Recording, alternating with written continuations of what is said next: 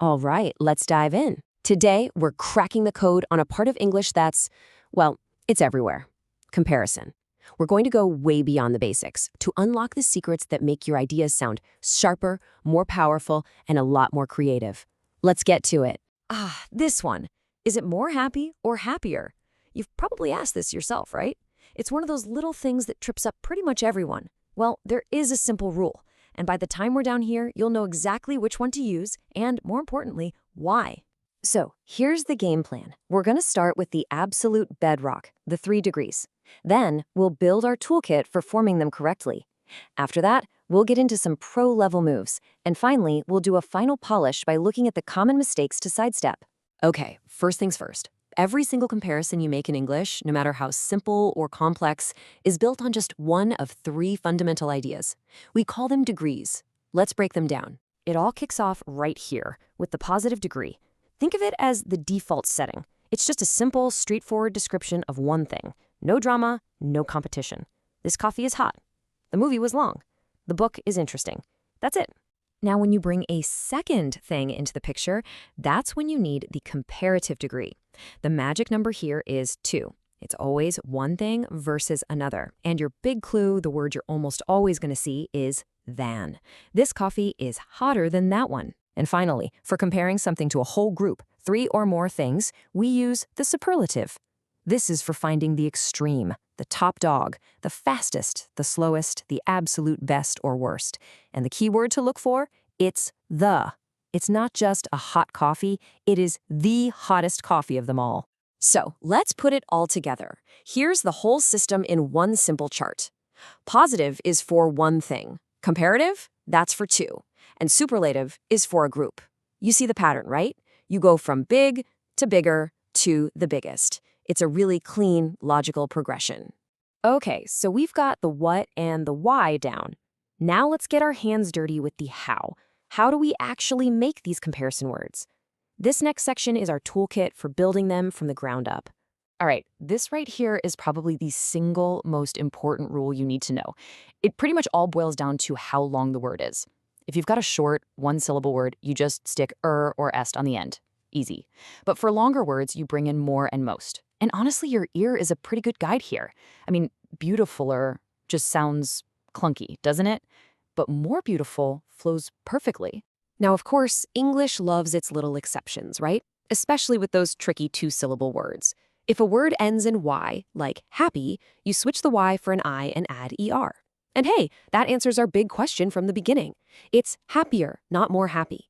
You'll see similar things with words ending in lay or ow. Oh, and just keep an eye out for tiny spelling changes, like how big needs an extra G to become bigger. Okay, every language has its rebels, and these are the rule breakers of English comparisons. These words just do their own thing. You never say gooder, you say better. You don't say badder, you say worse. There's no secret formula for these guys. You just gotta know them. But they're so common, you'll pick them up in no time. All right, you've totally got the rules down now, so let's level up. Let's look at how you can use these comparisons with a bit more style to add some real punch and nuance to the way you speak and write. Oh, I absolutely love this one, the structure. It's so good for showing cause and effect. You know, as one thing goes up, another thing goes up with it. The more you practice, the better you get. The harder you work, the luckier you become. It just sounds so elegant and it's incredibly persuasive. This one's a neat little trick to show that something is changing over time, little by little. You just repeat the comparative form, colder and colder, more and more expensive. It's a simple but really effective way to emphasize that ongoing change. You know, comparing isn't always about what's more or less. Sometimes you just want to say 2 things are exactly the same. For that, you use as. She is as tall as her mother. Super simple. And if they're not the same, you just pop a not in there. This phone is not as expensive as that one. This structure is a must-have when you need to be really precise. Okay, we are in the home stretch. To really lock this in and sound like a pro, we need to know what not to do. Let's go over a few super common traps so you can spot them and avoid them for good. This is probably the #1 mistake people make. The double comparison. You just can't use more and at the same time, or most and est. It's like wearing a belt and suspenders. You gotta pick one. So it's not more smarter, it's just smarter. And it's definitely not the most happiest day, it's simply the happiest day. Remember, you use the word or, the ending, but never both. Okay, this one's a little sneakier. Take a look at that first sentence. It's comparing a salary to a lawyer. See the problem? You can't compare a thing to a person. It just doesn't make logical sense. You have to compare apples to apples. So to fix it, you say, then that of a lawyer, where that of stands in for the salary of. Now we're comparing a salary to another salary. Much better. This is a quick and easy fix, but it's super important. The word then is only for comparatives when you're comparing two things. When you're using a superlative, talking about the number one in a group, you need to use of or in. So he might be faster than one other runner, but he's the fastest of all the runners in the race. All right, let's boil it all down. First, remember your foundation, the 3 degrees. Second, the golden rule. Short words get and est, long words get more and most.